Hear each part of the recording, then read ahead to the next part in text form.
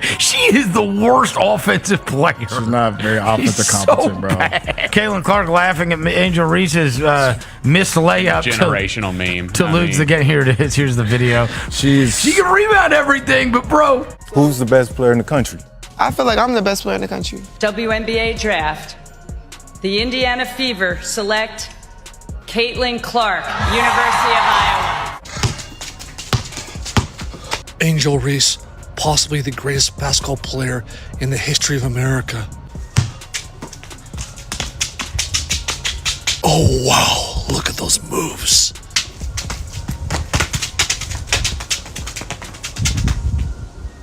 Yeah, that shot is really hard with the hoop wide open.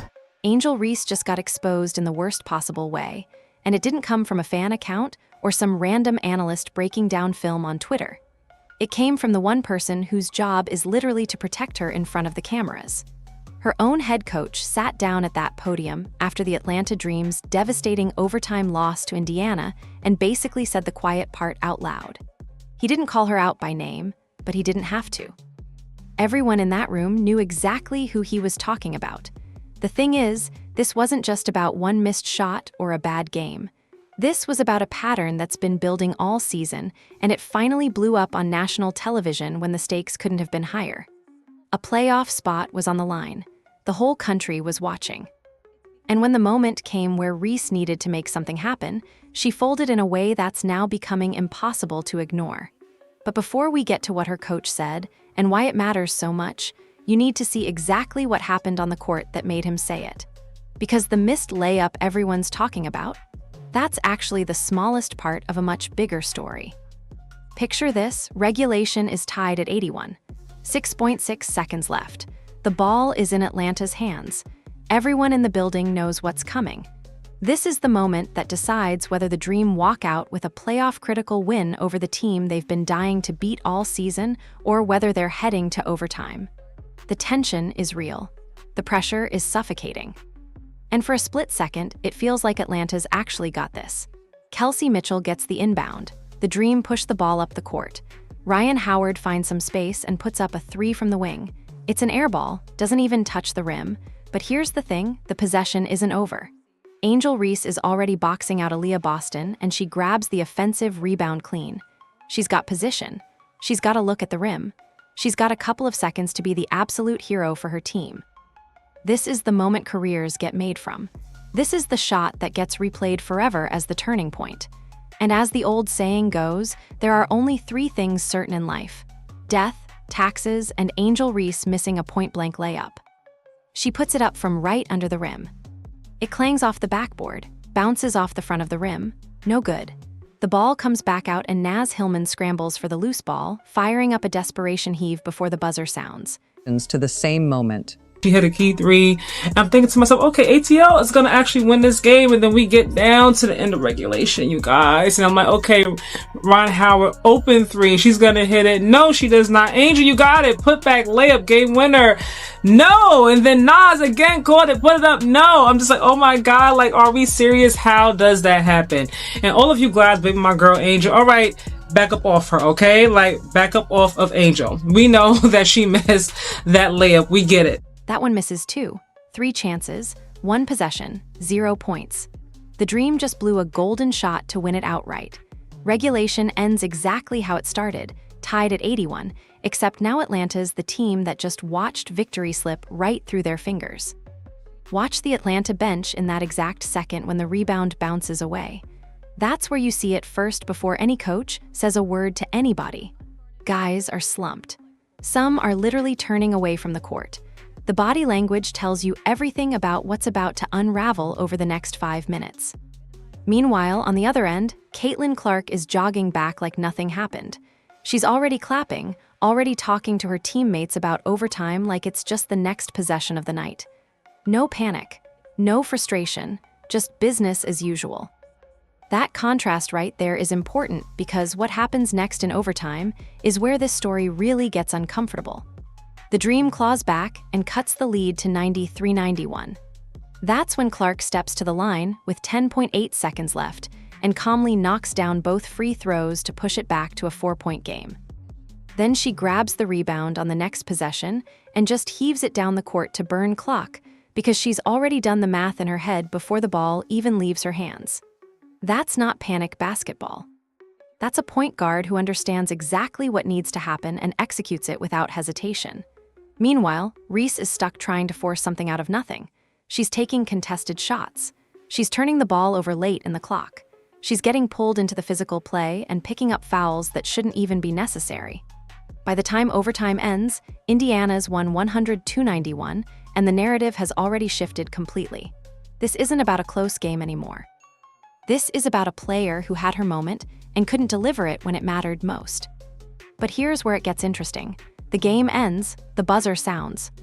Reese walks off the court, and somewhere between the locker room and the post-game podium, something shifts in how Atlanta's coaching staff is going to talk about what just happened.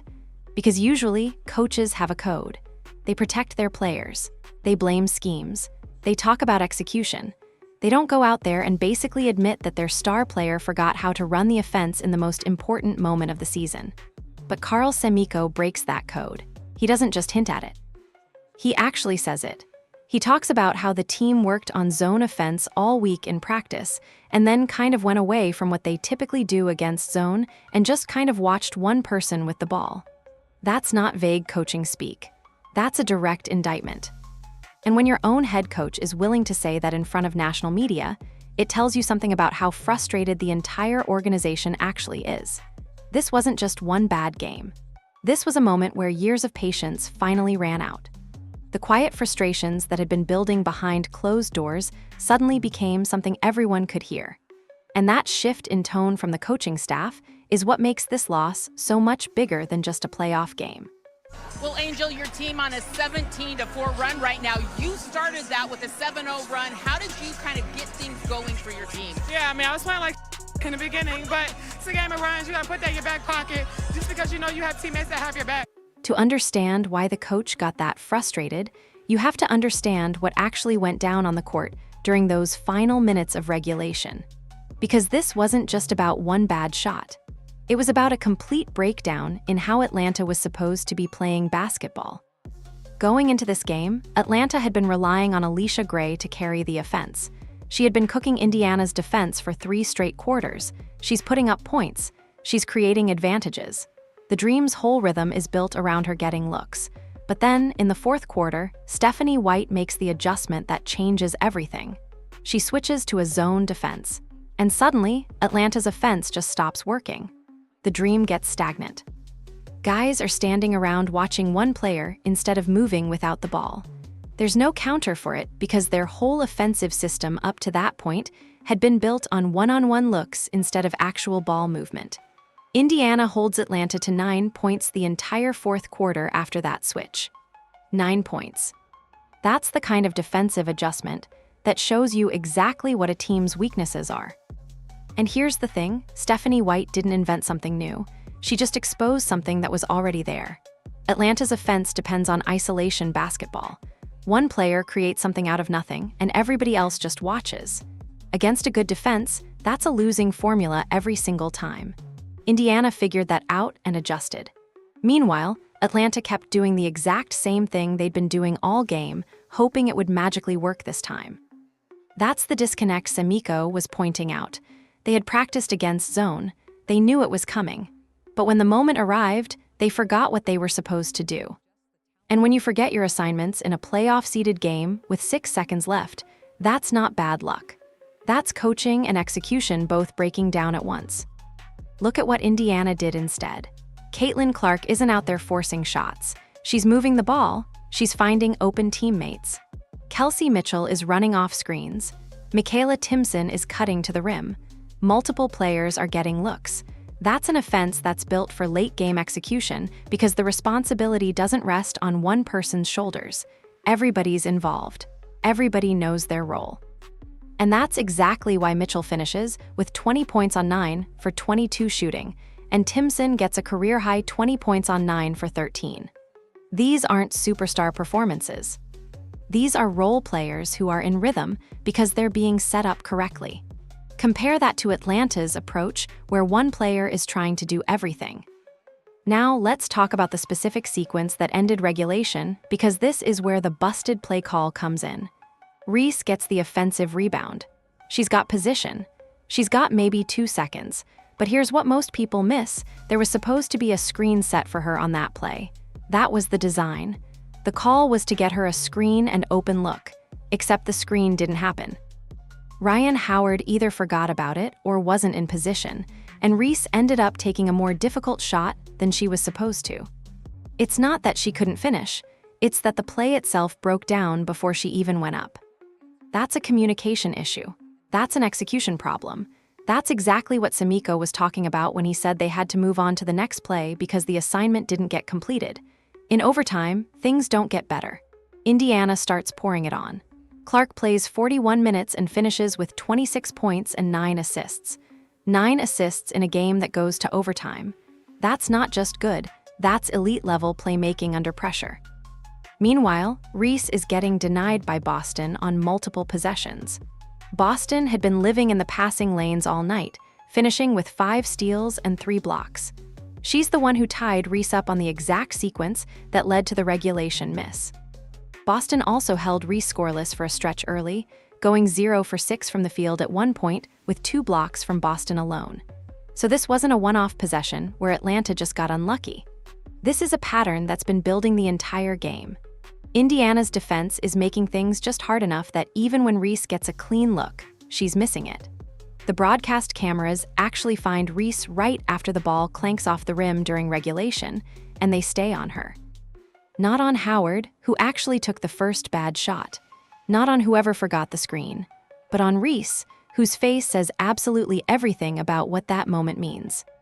And post-game coverage zeroes right in on that same expression, because this is the kind of shot that either makes your night or completely changes the story people tell about you. On this night, it's about to change everything. When Carl Semeco sits down at that podium after the game, he's got every opportunity to do what coaches normally do: protect his player, blame the scheme, talk about execution in vague terms. Nobody would have questioned him if he just said it was a tough loss and moved on. But something is different this time. The longer he talks, the more it becomes clear that patience has finally run out. The first question is about the fourth quarter collapse. He doesn't come out swinging immediately. He starts slow, talking about spacing and shot selection like he's trying to keep it clinical and professional. But as he keeps going, it transforms into something else entirely. He gets asked about that final play of regulation, the one where Reese gets the offensive rebound and puts up the contested miss. And his answer is not what you'd expect from a coach trying to protect his own player. He says, "We just had to move on to the next play." But then he adds the part that actually matters. He says there was supposed to be one screen in there, and they kind of forgot the screen. That's Semeco saying on record that Reese and Rhyne Howard blew the actual play call, not a tough shot that just didn't fall. A busted assignment on the biggest possession of the night. He's documenting failure. He's making it official. He's putting it on the record that the play didn't even execute the way it was designed. And when a coach does that publicly, it's not about protecting anybody anymore. It's about establishing accountability. But he doesn't stop there. Somebody else asks about the fourth quarter in general, and Semeco goes right at the offense falling apart down the stretch. He talks about guys standing around watching one person with the ball. Then he keeps going, admitting that the team worked on zone offense all week in practice and still kind of went away from what they typically do against zone and just kind of watched one person with the ball instead. He's not naming Reese directly, coaches never do, but everybody in that room knows exactly who touches the ball the most in Atlanta's offense and exactly who the rest of the team ends up standing around watching. It's not a mystery. The reporters know it. The other coaches watching know it. The players in the locker room definitely know it. And that's why this post-game session becomes something different than a normal loss debriefing. Then he says the line that makes this whole thing shift. He starts talking about the fourth quarter habit resurfacing. And he admits that in the past, they've had trouble where they get to the fourth quarter and then they just watch one person with the ball try to create everything. He says this has been a problem before, which means he's confirming that this exact issue got fixed at some point during the season. It improved. They worked on it. but it came back in the most important moment against the Fever with a spot in the standings on the line. That's not just about one game, that's about a pattern. That's about something that was supposedly addressed coming back up when the pressure got highest. He goes on to say this hasn't been us all year, which is basically him saying you guys know better than this. You've played better than this, why are you reverting now? He keeps layering it. He talks about how they got really stagnant late in the game. He says you still got to move against the zone. You got to look to penetrate and move the ball, flash into a window and cut. He's basically outlining the entire offensive philosophy that they abandoned. And then he brings it back again, standing around watching one person with the ball. He says they talked about it during timeouts. They addressed it in the moment. They've worked on it in practice. They've done really well against it in practice. But then late in the game, they kind of went away from what they typically do against zone and just kind of watched one person with the ball. That's the part that lands so hard. This isn't some armchair analyst on Twitter. This isn't a competing coach trying to make Atlanta look bad. This is the head coach, the one guy whose entire job is to defend his own locker room to the media and the public. And he's the one pointing out that his team reverted to bad habits at the worst possible time.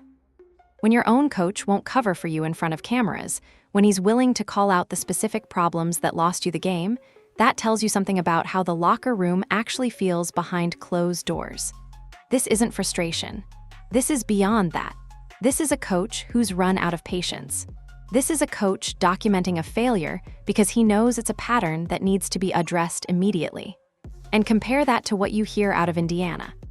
Stephanie White talks about turnover control and discipline like it's the whole identity of her roster. Her players back that up every time they answer questions about how the offense runs. Nobody on the Fever is getting called out for freezing out teammates in crunch time because the ball moves and everybody who's open gets a shot. That fundamental difference in how the two teams operate is exactly what the box score doesn't show you, but the post-game podium definitely does. To really understand what Semeco was trying to say, you have to look at what actually happened on the court in overtime and see the difference between how the two offenses operate. Because this is where Caitlin Clark's impact becomes impossible to ignore. She plays 41 minutes, a season high, and finishes with 26 points and 9 assists. 9 assists, in overtime, against a team that's desperate to keep their playoff positioning intact. She's 9 for 20 from the field, 3 for 10 from 3, 5 for 6 from the line, and every single one of those free throw attempts matters because of the exact moment they come. Atlanta claws back in overtime and cuts the lead to 93-91. That's when Clark steps to the line with 10.8 seconds remaining and calmly knocks down both free throws to push it back to a 4-point game. No hesitation. No doubt. Just 2 makes that put the game basically out of reach. Then she grabs the rebound on the next possession and heaves it down the court to burn clock because she's already done the mental math. She knows a foul there is the only way Atlanta comes back. That's not panic basketball. That's not a player forcing things. That's a point guard who understands the game at a level where she can manage it without even saying anything. The clock, the score, the fouls remaining, the position on the court. She's calculated all of it before the ball leaves her hands. That's the highest level of playmaking. Meanwhile, what's happening with Atlanta's offense? Reese is getting denied by Boston on multiple possessions. She's trying to force contested shots. She's turning the ball over late in the clock trying to create something that isn't there. She's picking up fouls because she's overextending. She's doing everything except moving the ball and letting the offense flow. Look at who actually steps up for Indiana in overtime when the game gets tightest. Kelsey Mitchell hits a layup with 13.6 seconds left that pushes the lead to 93-88. That's her 20th point of the night. That's 19 straight games scoring 20 or more for Mitchell. She's 1 game off Eric Ogdenboyle's all-time WNBA record, and she gets there by grinding through a rough shooting night. 9 for 22 from the field. Not efficient, not easy, but she finds a way when the team needs the shot most. How does that happen? Because Clark is setting her up in rhythm. Michaela Timson finishes with a career-high 20 points on 9 for 13 shooting. 6 of those points come in overtime alone when the game is tightest. Who's getting her those looks? Clark. She's finding Timson cutting to the rim instead of forcing shots herself. That trust, that willingness to give up the ball to the open player, is exactly why a bench name turns into a 20-point night. Over Timson's last 4 games as a starter, she's been averaging 9.8 points and 5.3 rebounds. And this is the game where that development actually shows up on a national stage against a real playoff contending team. It's not an accident. It's the direct result of an offense where the ball moves and multiple players get chances. Now look at Atlanta's approach. Alicia Gray finishes with 34 points. That's a dominant individual performance. She's doing everything she can to carry her team. But the rest of the offense doesn't work around her the way Indiana's offense works around Clark. Gray gets her points, and then the team stands and watches. There's no secondary playmaking. There's no rhythm created for other players. It's isolation after isolation. And when a zone defense clamps down on that, the entire offensive system collapses. The statistical evidence backs this up in overtime. Indiana shoots better from the field. Indiana shoots better from 3. Indiana shoots better from the line. Indiana has fewer turnovers. Indiana moves the ball better. Every single metric that matters shows a team that's executing a system versus a team that's relying on individual creation. And here's the thing that's really important. Indiana's system doesn't require Clark to have a superhuman night. She plays well. She does her job. But the offense doesn't break if she's not perfect. Atlanta's system breaks the second Reese stops scoring. It's completely dependent on her creating advantages. That's the fundamental difference that shows up on the scoreboard in games like this. When Stephanie White makes that zone adjustment and Atlanta's offense stops working, it's not because the Dreams suddenly forget how to play. It's because their entire offensive identity is predicated on one thing, one player with the ball trying to create everything. And against a zone, that's a losing proposition every single time because the defense is designed to slow down exactly that. Indiana, meanwhile, is built for exactly these moments. The ball moves. The defense can't sit on one person. Cutters find openings. Shooters get rhythm. Multiple people score. That diversity is what makes them dangerous when the pressure's highest. And that's what Semeco saw on tape and addressed in that post-game press conference. His team knew how to play the right way. They'd practiced it. They'd executed it at other points in the season. But they abandoned it when it mattered most because they reverted to bad habits. And you don't call that out publicly unless you're genuinely frustrated about what went wrong. Now here's something that doesn't get talked about enough in the immediate aftermath of this game, but it's important context for understanding the full picture of what happened. Throughout the entire night, Angel Reese is playing physical, really physical. The kind of physical that borders on being undisciplined, and most of it goes uncalled. Early in the first quarter, Reese shoves Clark by the neck while they're battling for a rebound. This happens right in front of 2 officials. 2. Neither one blows the whistle. Clark immediately turns to the refs, pointing at her neck, asking for a review, and gets absolutely nothing. No technical, no flagrant, no acknowledgement that anything happened. The camera catches the whole thing. Clark's clearly frustrated, and fans go absolutely ballistic afterward, with people writing things like, "It's every game she's smacking someone," and other people straight up calling it a flagrant foul that got ignored. That's not the only one either. Later in the game, Reese catches Kelsey Mitchell in the face at one point. Straight contact. And then she throws an elbow at Aaliyah Boston in the final seconds of regulation. 3 separate incidents. 3 times where contact is made that would normally draw a flag. And all 3 times, the officials let it go. Now, you could argue that the refs are letting both teams play. You could say that contact happens in basketball, and not everything needs to be called. But when you have a pattern where one player is consistently making contact and never getting flagged, it changes how you evaluate what you're watching. It's context for the physical battles that are happening all game long. The interesting thing is that Indiana doesn't retaliate. They don't start playing dirty back. They don't get pulled into the physicality and lose their composure. Stephanie White has built a roster and a system where discipline is literally part of the identity. When Reese is shoving and elbowing and trying to rattle people, Indiana's approach is to stay calm and execute. That's actually the harder thing to do. It's easier to match physicality with physicality. It takes real coaching and real player maturity to just absorb contact and keep moving. And that's exactly what you see from the Fever all night long. Clark is getting grabbed. Mitchell is getting pressured. Boston is getting bodied.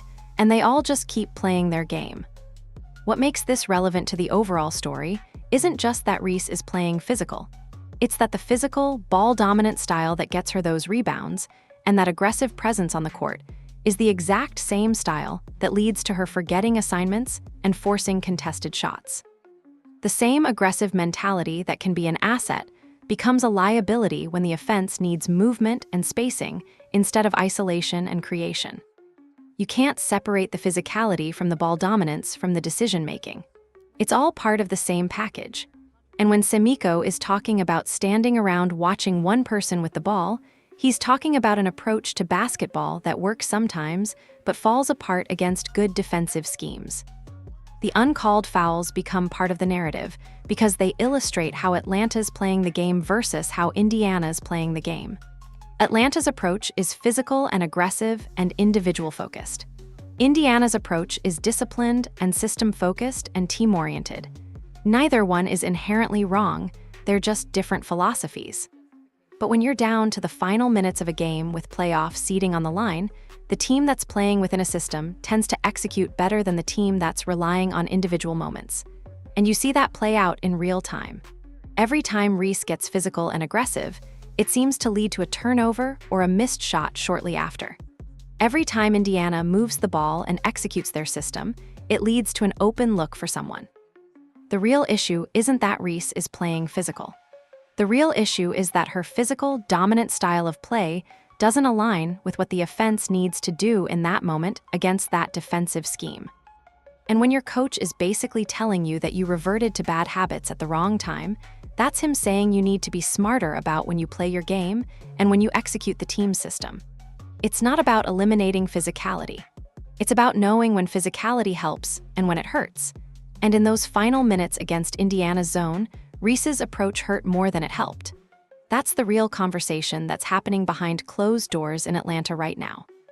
But here's where this story becomes something different than just a basketball game breakdown. Right after that missed layup, the one that would have won it for Atlanta, the ESPN cameras catch something that becomes impossible to ignore. Caitlin Clark is walking behind Reese, who's got her face buried in her hands, and Clark is smiling, not celebrating, not taunting, not pointing, just walking with this look on her face like she can't quite believe what she just watched. It's a subtle moment. It's easy to miss if you're not paying attention, but the cameras catch it perfectly, and within minutes, that clip is everywhere. Social media sites repost it with captions like Caitlin Clark laughing at her after the missed layup to win by a buzzer beater. The rivalry is definitely still alive. One writer calls it poetic justice. Another calls it the funniest lowlight in the history of basketball. And honestly, given everything these two have been through since college, that reaction makes total sense. Because this goes back way further than this one game. Clark and Reese built their whole rivalry in the college tournament. Different teams, different styles, a whole lot of competitive history that never really cooled off once they both turned pro. The physicality between them wasn't invented in the WNBA. It existed at the college level too. The respect wasn't there then, and it's not there now. So when Reese misses the biggest shot of the night, and Clark's the one walking by with that smile, fans on both sides know exactly what they're looking at. It's not just one missed layup. It's the latest chapter in something that's been building since college. It's the continuation of a rivalry that college basketball fans have been following for years now, watching both players transition to the professional level. That's exactly why the clip spreads the way it does. Fans clip it, they meme it, they argue about it. Everybody picks a side within the hour.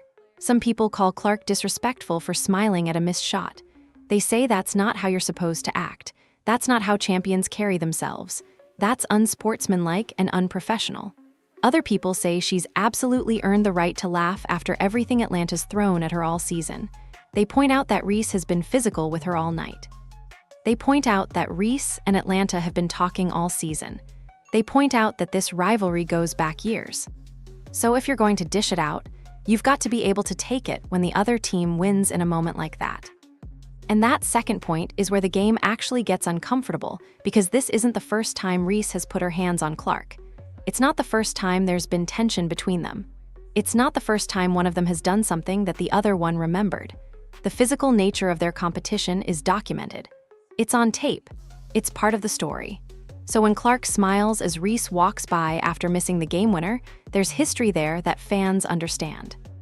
There's context that goes beyond just one moment. It's the culmination of everything that's happened between these two all season. The viral clip becomes important because it humanizes the rivalry. It's not about points and statistics. It's about competitive moments and emotional reactions. It's about two players who have been going at each other for years now at the highest level of women's basketball, and when one of them fails in the biggest moment, the other one can't help but feel something about it.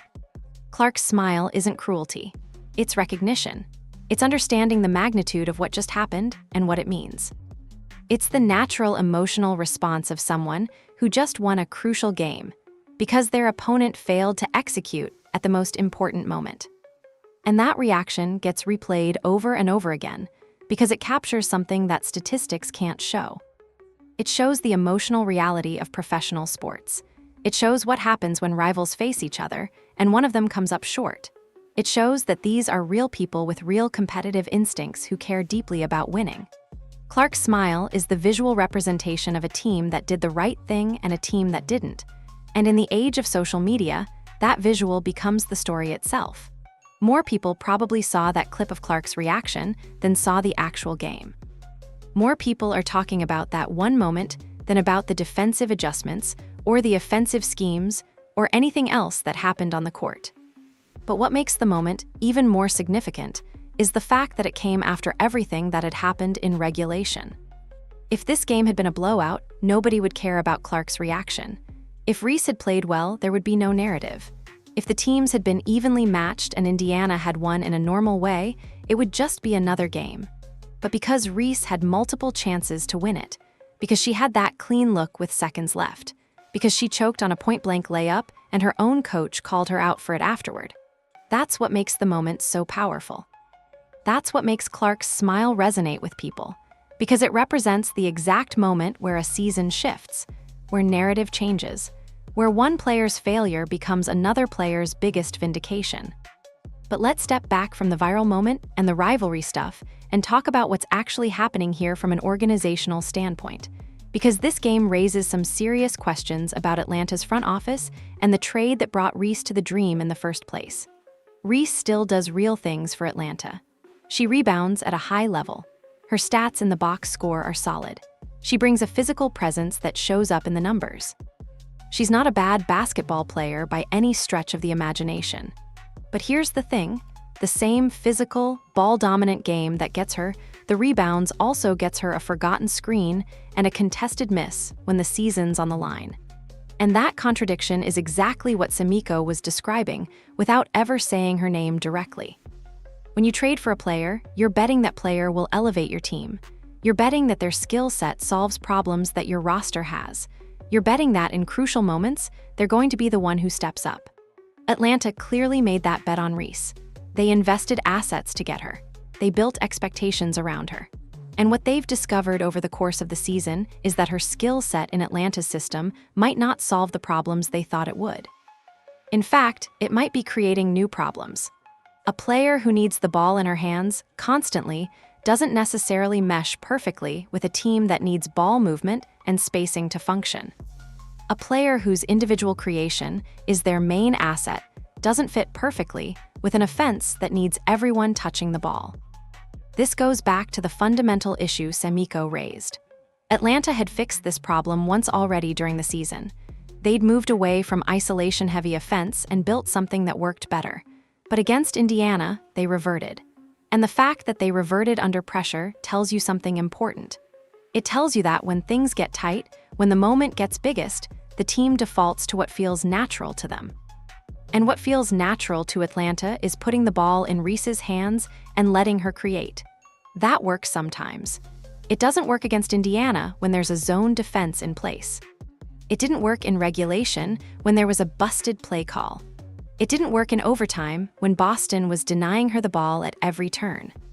So now Atlanta's front office has to answer the real question. Do they regret making that trade? Do they regret betting on Reese being the missing piece? Do they think that the assets they gave up would have been better spent elsewhere? These aren't conversations that happen in public, but they're definitely happening in private. A coach doesn't go out to the media and essentially document his own team's failures unless he's genuinely frustrated with the fundamental approach his team is taking. And a team doesn't revert to bad habits under pressure unless those bad habits are deeply embedded in how they play basketball. The other side of this coin is that Atlanta got what they should have expected based on how Reese has played all season. She's been dominant in certain moments and passive in others. She's been physical and aggressive when it's helped and when it's hurt. She's been the focal point of the offense, which means she's also the focal point when the offense breaks down. You don't suddenly turn into a different player in the playoffs than you've been all season. You are who you are. And who Reese is might not be compatible with what Atlanta needs in crunch time against a well-coached opponent with a good defensive scheme. There's also the locker room element to consider. When a coach is willing to call out a player publicly, even indirectly, it usually means the locker room is already frustrated. It usually means that teammates are tired of watching certain things happen. It usually means there's a real conversation that needs to be had about roles and responsibilities and how the team is going to function moving forward. You don't get to the point where your own coach is basically admitting that your team defaulted to bad habits without there being some underlying tension about how things are being done. Alicia Gray finished with 34 points. She did her part. She put the team on her back. And the fact that she couldn't carry them to a win despite that performance tells you that individual heroics aren't enough in this league. You need a system. You need ball movement. You need multiple people creating advantages. Gray scored 34 and they still lost. Clark scored 26 and they won. That's the difference between isolation-heavy basketball and system-oriented basketball. That's the difference between a team built around one player creating everything and a team built around motion and movement and getting everyone involved. Zooming out from this one game, what we're actually watching is Indiana's emergence as a legitimate threat in the WNBA at exactly the right time in the season. This win pushes the Fever to 4 straight victories, and every single one of those wins matters right now because tiebreakers and home court positioning are still very much up for grabs. Atlanta needed this game for their playoff seeding. Indiana needed it for their momentum and their standing. Indiana got it. And the way they got it, through a combination of defensive adjustments, team offense, and Caitlin Clark's composure under pressure, shows you exactly why they're becoming the team everyone should be worried about heading into the playoffs. Clark herself doesn't even call this one a great performance. She calls it a B- game for the team. Think about that. A team playing at a B- level, with role players stepping up around them, against a desperate opponent fighting for playoff position in an overtime game on the road, and they still win convincingly by the end. If a B- is enough to beat a playoff team in those circumstances, what does an A-level performance look like? What happens when Boston is clicking? What happens when Mitchell has her shooting stroke? What happens when Cunningham is finding her rhythm? Those are the questions that should keep other teams up at night. Add this game to the growing pile of MVP evidence for Caitlin Clark. She's putting up 26 points and 9 assists while also locking down Alicia Gray on the defensive end, and she's doing it in front of a team that spent the entire night trying to rattle her. Physical defense, aggressive play. They were trying to get in her head, and she just absorbed it and kept executing. That's the mark of an elite player in this league. That's someone who can operate at the highest level regardless of what's being thrown at them.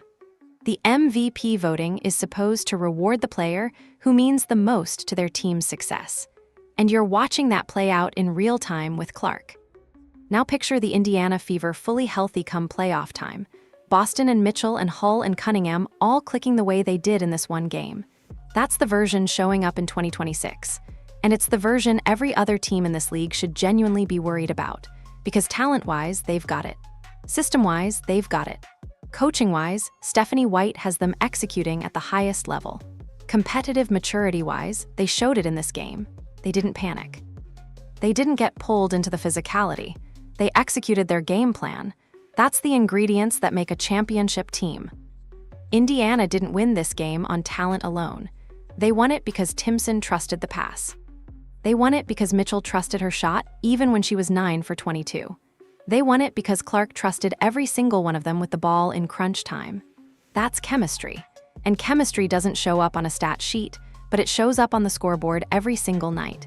It shows up in moments like this where a team has opportunities to panic, and instead they just stay calm and execute. That's what separates good teams from great teams. That's what separates teams that make a deep playoff run from teams that flame out early. The standings implications are significant too. 4 straight wins. Home court positioning is still on the line. And if Indiana can maintain this level of play down the stretch, they're going to be seeded higher than anyone expected them to be at this point in the season. They're going to have more control over their playoff matchups. They're going to have momentum heading into the postseason. And they're doing it because of the exact opposite approach that Atlanta is taking. Indiana is moving the ball. Atlanta is watching one person dribble. Indiana is creating multiple scoring options. Atlanta is relying on isolation. Indiana is executing under pressure. Atlanta is reverting to bad habits under pressure. Meanwhile, somewhere in Atlanta, a coach is sitting there with a pretty clear picture of what needs to change moving forward. He's probably thinking about that trade. He's probably thinking about the roster composition. He's probably thinking about how to adjust the offense to work better in crunch time. He's definitely thinking about the conversation he needs to have with his team about discipline and execution in pressure moments. Because this loss wasn't just about one missed layup. It was about a team reverting to patterns that don't work against good defensive schemes. It was about an offense that can't adjust when its primary creation option gets shut down.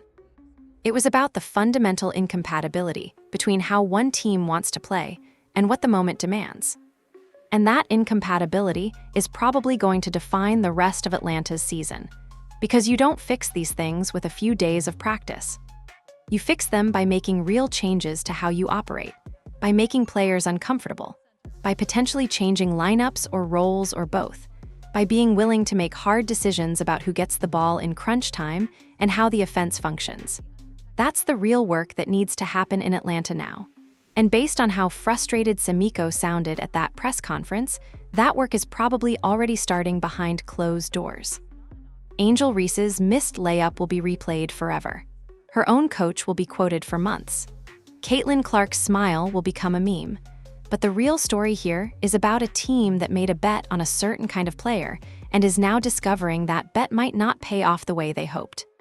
It's about 2 different approaches to basketball: isolation versus movement, individual creation versus system execution, meeting at the highest pressure moment, and one of them working and one of them failing.